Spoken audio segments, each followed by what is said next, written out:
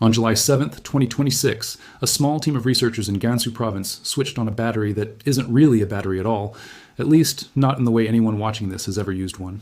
It has no charging port. It draws no power from a wall socket, a solar panel, or a fuel tank. Instead, it runs on the slow, steady decay of a radioactive isotope, sealed inside a semiconductor the size of a matchbox, 16.8 cubic centimeters in total, holding 129 millicuries of carbon-14. Left alone, that decay process will keep releasing usable electrons for thousands of years, not decades, not a single human lifetime.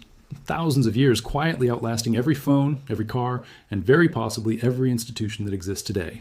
The device is called the Chunji-Yuan Tianshu. It was built by a team from Northwest Normal, university working with a Chinese company called Gansu Zhulong Technology, and it isn't China's first attempt at this kind of technology. It's the second generation of one, and the pace of that iteration is itself part of the story. The first version, a smaller prototype nicknamed Candle Dragon, appeared quietly back in November 2024 and barely made headlines outside specialist nuclear engineering circles. This new version is roughly 15 times more power dense than that original design, while using less than a quarter of the radioactive material to do it. And here's the detail that matters most to the bigger geopolitical story sitting underneath this. Every component inside it, right down to the silicon carbide semiconductor doing the actual energy conversion, was designed and manufactured inside China. No imported parts. No foreign supply chain to worry about. This is not, despite what some headlines have implied, a battery that's about to replace the one in your phone. But it is a real working glimpse of a technology that could quietly reshape how entire categories of devices are powered for the next century. In space, underwater, inside the human body, and in places no technician could ever reach to swap out a dying cell. If you find this as fascinating as I do, hit the like button.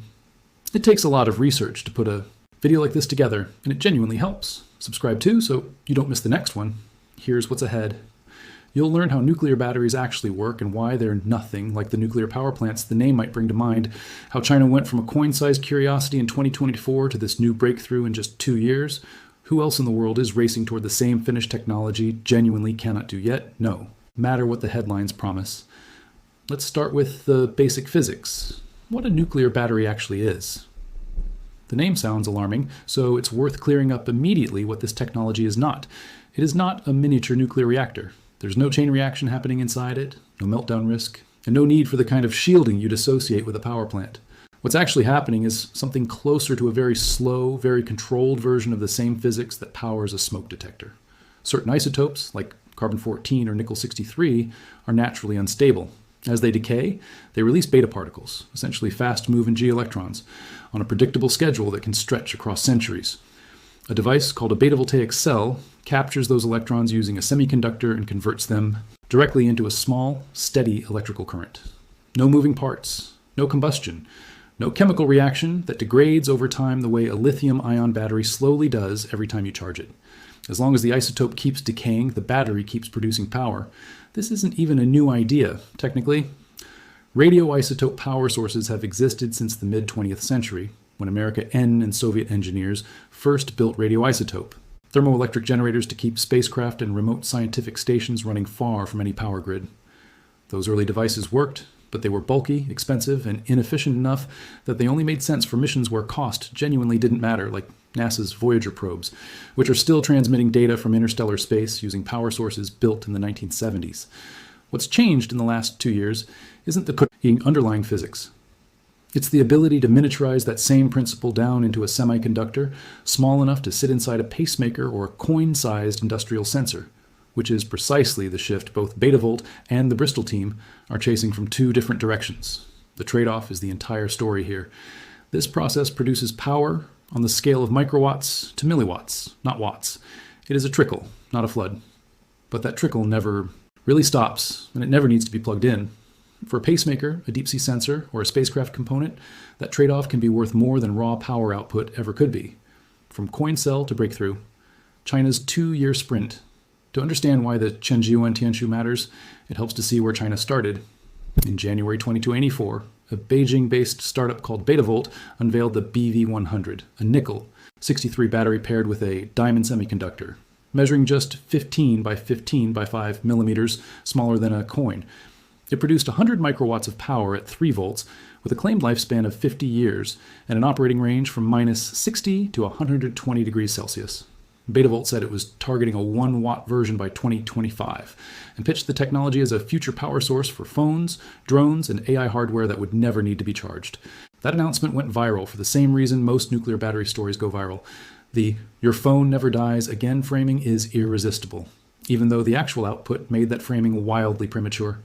A 100 microwatt battery cannot come close to powering a modern smartphone screen, let alone its processor. But underneath the hype, something real was happening. Chinese research institutions and companies kept iterating.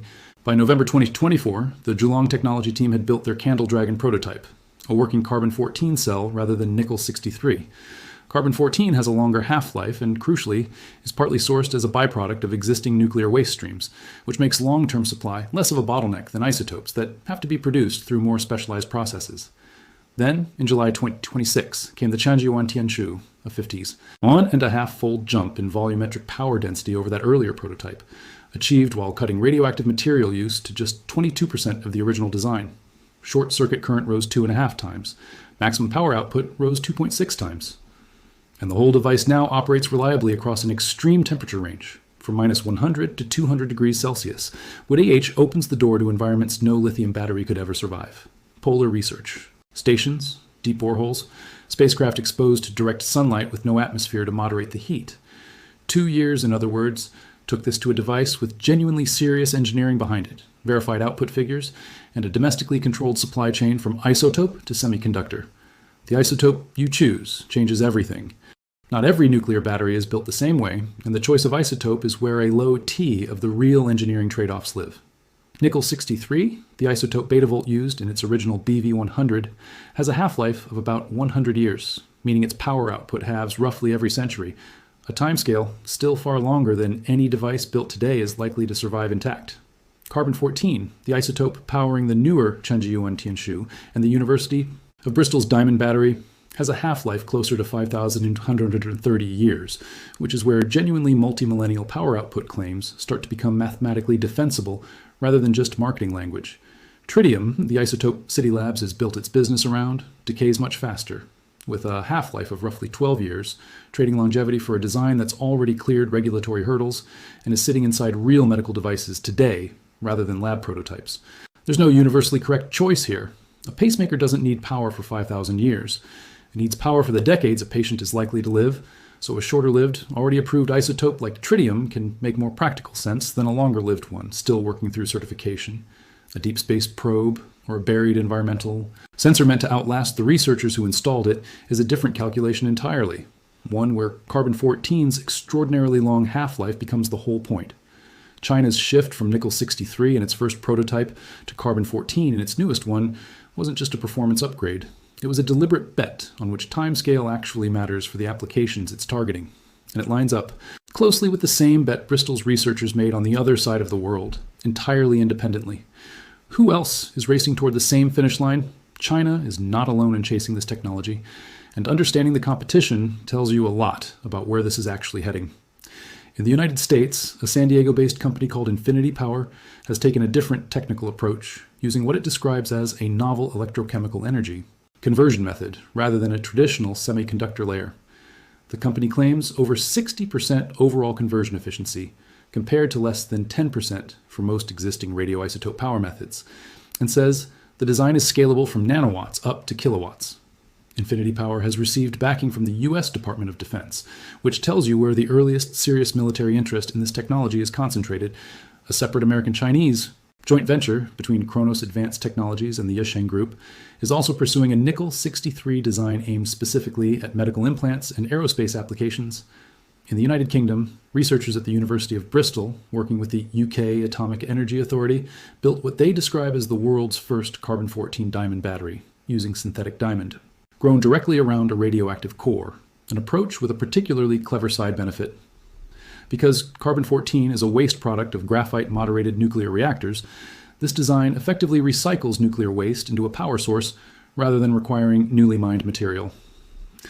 A separate company called City Labs has been quietly building tritium-based beta-voltaic cells for years, already deployed in real medical and aerospace hardware rather than lab prototypes. South Korea has entered the race as well, with researchers at the Daegu Gyeongbuk Institute of Science and Technology announcing their own beta-voltaic cell design. Russian researchers working across the National University of Science and Technology, the Institute of Microelectronics Technology, and the Kurchatov Institute have published their own beta-voltaic research too, though with less public detail on commercialization timelines than the Chinese or American programs. None of these efforts are identical. Some use nickel-63, some use carbon-14, some use tritium, and each isotope comes with its own trade-offs in half-life, cost, and available supply. But the pattern across all of them is the same. Multiple countries, working independently, have concluded that near-permanent maintenance-free micropower is worth serious investment, and none of them wants to be dependent on someone else's isotope supply or semiconductor design to get there, where this technology actually goes first. Here's where it's worth being precise, because the marketing around nuclear batteries has consistently run ahead of the physics. This is not a technology that's about to show up in a smartphone, an electric vehicle, or your home. The power output, measured in microwatts and milliwatts, is roughly 1 million times smaller than what a phone battery delivers. Stacking enough cells together to close that gap would require far more radioactive material, far more cost, and deregulatory approval that doesn't currently exist for consumer electronics. What it's genuinely well suited for is anything that needs a tiny, constant trickle of power for an extremely long time, in a place where replacing a battery is difficult, dangerous, or simply impossible. Medical implants are the clearest example. A pacemaker or a cochlear implant currently needs surgery every several years, just to swap out a depleted battery. A power source that quietly runs for decades without maintenance removes that risk entirely. Deep-sea monitoring equipment and polar research instruments face a similar problem. Sitting in environments where sending a technician to change a battery is enormously expensive or outright impossible, for months at a time. Spacecraft and deep space probes have relied on a related technology, radioisotope thermoelectric generators, since the era of the Voyager probes, precisely because sunlight-dependent solar panels stop being reliable once you're far enough from the sun. And defense applications, unmanned sensors, remote surveillance equipment, distributed monitoring networks are exactly the kind of use case where never needs a battery swap ever is worth more than raw wattage. The honest framing is this: nuclear batteries aren't about to replace the battery in anything you're holding right now. They're about quietly eliminating the maintenance problem in devices that are hard to reach, expensive to service, or literally implanted inside a human body. The part Silicon Valley and Washington are actually watching. The reason this story extends beyond a niche corner of materials science is the same reason the AI chip race matters. Control over the entire supply chain, from raw isotope to finished device, is becoming a strategic asset in its own right. China's isotope supply for these batteries draws in part from its own nuclear reactor fleet and domestic reprocessing capacity, giving it a level of self-sufficiency that not every country can match. Combine that with a semiconductor layer now built entirely on domestic silicon carbide manufacturing, and you get a technology stack China can scale up without depending on any external supplier for a single stage of production. That matters enormously for defense and aerospace applications, specifically, the exact categories of hardware where nations are most reluctant to depend on a rival's components.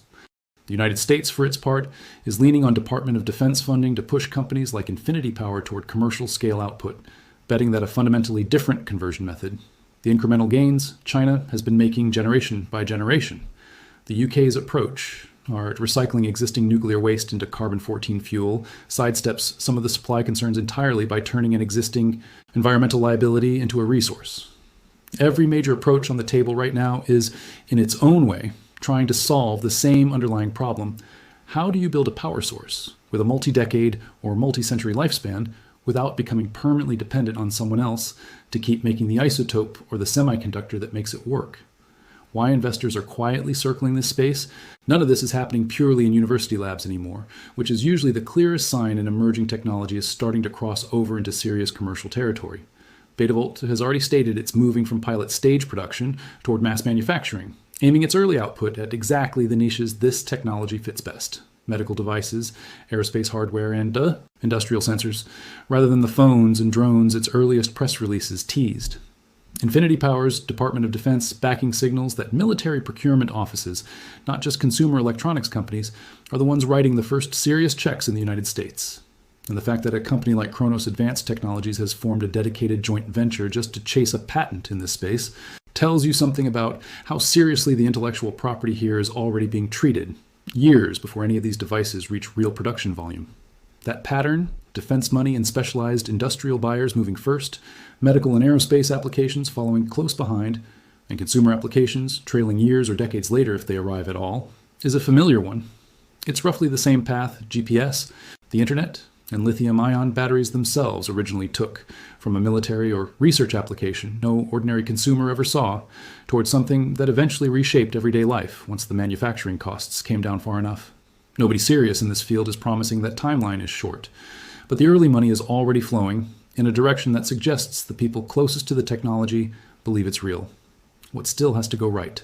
None of these programs, China's included, have crossed the line from laboratory success to mass manufacturing at meaningful scale. And that gap is where most breakthrough technologies quietly stall for years. Isotope supply is one real constraint. Carbon-14 and nickel-63 aren't scarce in an absolute sense, but producing them in the purity and quantity needed for mass production, safely and cost-effectively, is a slower and more specialized industrial process than manufacturing a lithium-ion cell. Scaling from a handful of lab-built prototypes to millions of units a year is a very different engineering challenge than proving the physics works once on a bench. Cost is another open question. Nobody in this industry has fully answered yet. None of the companies working on this technology in China, the US, or the UK have published a clear price per unit for anything approaching commercial volume. Given the specialized isotope handling, the semiconductor fabrication, and the regulatory oversight that radioactive materials require, even at these extremely low activity levels, early units are almost certainly going to be expensive, likely limited to applications like implants, spacecraft, and defense systems, where cost is a secondary concern next to reliability, and regulation is its own separate hurdle. Even though the radiation involved is weak enough to be stopped by a sheet of paper or a device's own casing, any product that legally qualifies as a radioactive source triggers a different, slower approval pathway than an ordinary battery in every country. Working on this technology, that's not a flaw in the physics. It's simply a slower, bureaucratic road that has nothing to do with whether the engineering works. Every one of these programs in China, the US, and the UK will need to work through that regulatory process, country by country, market by market, before any of these devices reach the applications they're actually designed for. Why forever is the real headline, even at this scale. Step back from the microwatts and the millicuries for a second, and the actual significance of this technology becomes clearer. Humanity has spent the last centuries treating power as something that constantly runs out and has to be renewed, refueled, OR, recharged. Nuclear batteries flip that assumption for an entire category of devices. A sensor buried in permafrost, a pacemaker inside someone's chest, a probe drifting past the outer planets, all of these can now theoretically outlast the humans who built them, running quietly for longer than most institutions on Earth have existed without a single maintenance visit. That's not a small idea, even packaged inside a device that only outputs a few microwatts today. The first computers filled entire rooms and did less math than a modern calculator, and nobody watching them in the 1940s would have predicted where that technology ended up 80 years later. Lithium-ion batteries themselves spent decades as a niche laboratory curiosity before they quietly became the thing powering nearly every portable device on the planet. Nuclear batteries are sitting roughly where lithium-ion sat in the 1980s, proven in principle, limited in output, expensive to produce at scale, and still years away from the manufacturing breakthroughs that would let them spread beyond specialist applications. Nobody. Watching the Tianji-1 Tianshu switch on in Gansu this July can say with certainty how far this technology travels from here. What's already clear is that multiple countries have independently reached the same conclusion at roughly the same time. A power source that never needs to be touched again is worth building, even if it takes decades to reach its full potential. The real question with nuclear batteries isn't whether they'll ever power a smartphone. It's how many industries quietly get rebuilt around power sources that simply never die, once the manufacturing catches up to the physics that's already been proven in a lab in Gansu, in a facility in San Diego, and in a lab in Bristol, all racing toward the same century-defining answer to the same very old problem. If this video kept you watching to the end, hit like, subscribe, and turn on notifications so you don't miss the next one. Here's a question for you. If this technology matures the way its developers hope, what's the first everyday device you'd actually want powered by a battery that never needs to be charged? Let me know in the comments.